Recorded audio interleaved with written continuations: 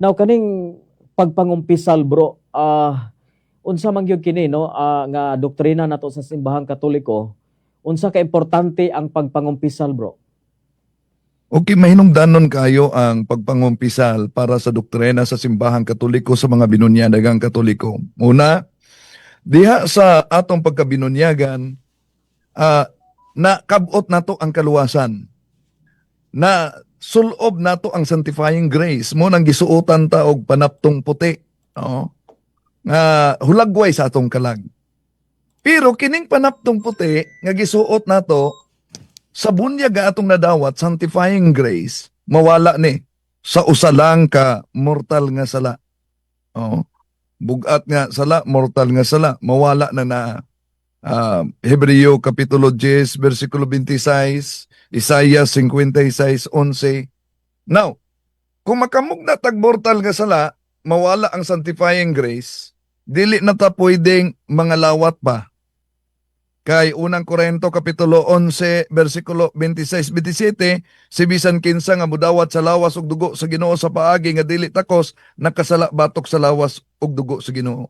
Kung makita nimo, kung makadumdum ka Bumbo Lawrence diya sa San Mateo 22 na usa ka tawo nga miadto sa kumbera sa kasal, nasuko ang agalon, gilabay sa kalayo tungod kay wala magsuot og bisting sa kasal. Tingala ta ngano mga nasuko man tong agalon nga wa magsuot og bistis kasal, gilabay.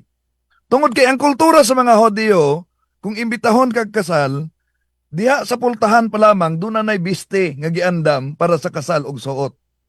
Aron ka mamahimong qualified nga makigsalo sa kumbira. Say punto ani, kitang mga Katoliko before ta makigsalo sa komunyon sa Eucharistia, gisuloban na tag sanctifying grace sa bunyag. Pero mawala ning niya sa usa lang ka mortal nga sala. So, kay mawala man ni sa usa ka mortal nga sala, unsay giingon ni San Pablo sa unang Korinto Kapitulo 11 versikulo 26, ang sakit sa usa kabahin sa lawas, sakit sa tibuok lawas. So, sakit sa usa ka parte sa lawas, sakit sa tibuok lawas. Sa atong pagkabinunyagan, Galacia Kapitulo 3 versikulo 27, we are one, we are all Christians. So nahimutang kabahin sa lawas ni Kristo. Bisan pa og sekreto ang atong mga sala nga nahimo, sekreto nang naa, ato-ato lang na, pero tungod kay binunyagan man ta, kabahin ta sa lawas ni Kristo, apektado ang tibuok simbahan. Mao nang makig-uli ta sa Dios, pinaagi sa ministro sa simbahan. Munang Ecclesiastes 5:6 nag-ingon, kung makasala ka, isugid kini sa pari sa Dios aron mapasaylo ka. So, ang mahinungdanon niya na naitinuoray na pagkumpisal o paghinulsol sa sala, bro Bumbo Lawrence. So Brother Wendell, dili ba daw pwede nga moderitso kita sa Ginoo? Kay mao man gud kana ang giingon sa uban nato mga kaigsunan gawas sa simbahang Katoliko nga moderitso na lang ta sa Ginoo, mangumpisal ngano moagi pa kita sa pari. Maayo nga pangutana, Bumbo Lawrence, kanong di ta pwede moderitso na lang. Una, sa inyong sa atong pagkabinunyagan, wa man mahitabo nga kita ray ni diretso bukbo sa atong ulo, no? Nagkinahanglan tag pare. Sa dihang gikasal ta, wa mahitabo nang naagawas mga naglive-in nga nagkasal-kasal ag-ira, nagkinahanglan tag pare. Sa dihang anointing of the sick, nagkinahanglan tag pare. Kung ang usa ka masakiton, nagtuo siya nga ang Dios lang ang moayo sa iyang sakit. Ngano mang moadto man siya og doktor nga ang doktor tao ra man na magmasakiton man puna. Tungod kay ang doktor bisan pag magmasakiton nang naa siya, otorisado siyang moayo og sakit. So, ang Dios mo pasaylog sala. Pero Isaiah 59 versikulo 2, dili ko kamo makita, dili ko kamo madungog, tungod sa inyong mga sala, ang inyong mga sala mo inagpalayo kanako. Mo na ang giingon sa Isaiah 55:8, ang paagi sa Dios, dili mo ipaagi sa tao. So doon na siya paagi nga kinahanglan muduol ta sa sakramento. Diha sa San Juan Kapitulo 20, 21, 22, gihuy pa niya, giigna niya dawatan yung Espiritu Santo. Ang kalinaw ibilin ko kaninyo, bisan unsang mga sala sa mga tao nga inyong pasayloon kana mapasaylo. Pero doon ay mga reserve nga sala nga di mapasaylo sa pare. Oh. Unsa man ang reserve nga sala nga dili mapasaylo sa pare? Una, katong nanumbag og pare, nanumbag obispo, nanumbag sa tupapa, mga bugat na sala. Abortion sa Year of Mercy, gihatagan ni Pope Francis ang mga kaparian sa pagpasaylo sa ubang diocese, ang gihimo sa obispo, naghatag siyang faculty sa mga pare, taglima kahigayon nga mapasaylo o kanang na ang kaso sa abortion. Unsa pa nga dili basta-basta mahatagag absolusyon sa pare, kana nangawat o consecrated host, no? Hostia. Dili na siya basta-basta hatagag absolusyon sa pare. Kanang nangumpisal sa pare nga kabahin siya sa sala sa pare. Pananglitan, ang pare doon ay karelasyon, doon na sila'y nahitabo. Di na pwede mangumpisal sa pare, kakabahin siya sa sala sa pare. So, muna mga reserved nga sala. Bumbo Lawrence. So, ang ato mga kaparian doon, mga ministro kini sila, no, nga doon ay mga powers nga mopasaylo og sala, Brother Wendell. Yes, sa pagka dinihuga nila. So, Brother Wendell, normal ra ba nga maulaw bation kaulaw during sa confession, no? Na mga di man ta makatutok sa pare, no, kay murag ulaw man gyud kay ato mga sala, no. Brother Wendell. Tinuod na mo nang miingon Mm. si Saint Jean Marie Vianney, matod pa niya, ayaw kamo kaulaw sa paghinulsol sa inyong mga sala. Kaulawin ninyo ang takna nga kamo muhimo sa sala. Kay maro kay ang yawa. Ang iyang himuon, kung muhimo kag sala, tangtango niya ang kaulaw sa sala, ibutang niya ang kanindot sa sala. Pero kung mangumpisal na ka, tangtango niya ang kanindot sa kumpisal, ibalik niya ang kaulaw sa sala. So ingon anak kamaro ang yawa. Nya mo na nga, ayaw po mo pag-atubang sa parig mangumpisal, kung dili ninyo huna-unaon, unsa mga sala nga inyong nahimo sukad sa bata nga wa makumpisal.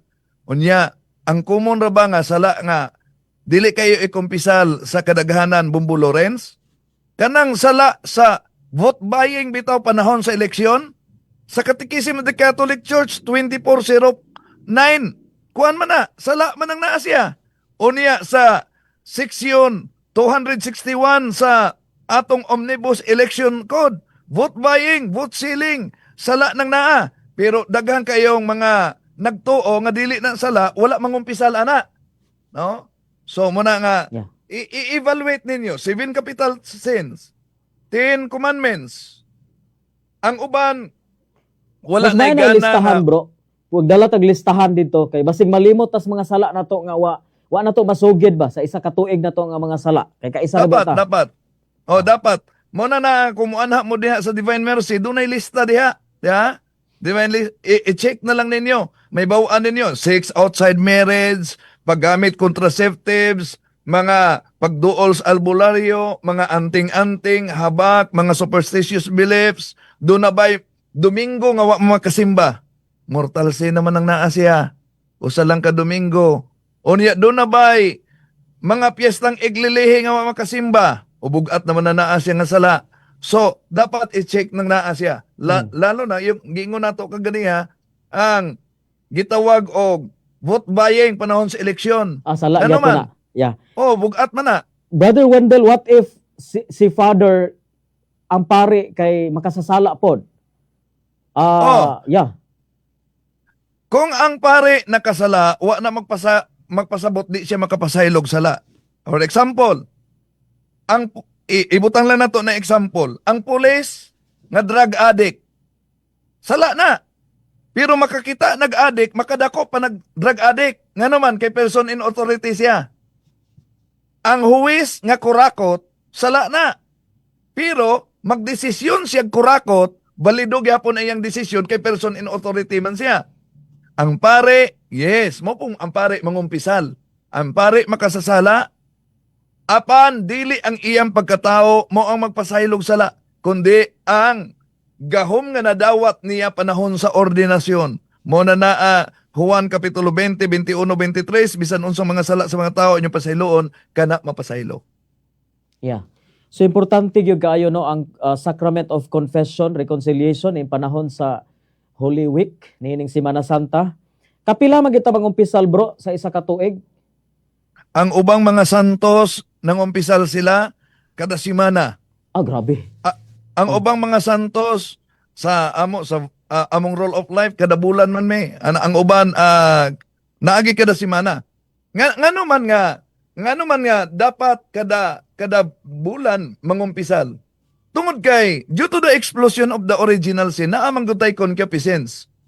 Unsa man ang concupiscence? Our attraction to commit sin. Naana nato ang gitawag og 7 capital sins: pride, anger, envy, gluttony, sloth, lust, and greed. Naana to na.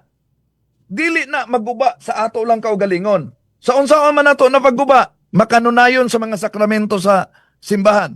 Di ba? Ngano man nga kinahanglan ta kada adlaw mag-exercise aron di ta matakbuyan dayong sakit. Nganong kinahanglan man kung mahimo kada adlaw mo simba, kada bulan mangumpisal aron kining concupiscence ganaan nato maguba ni. Mhm.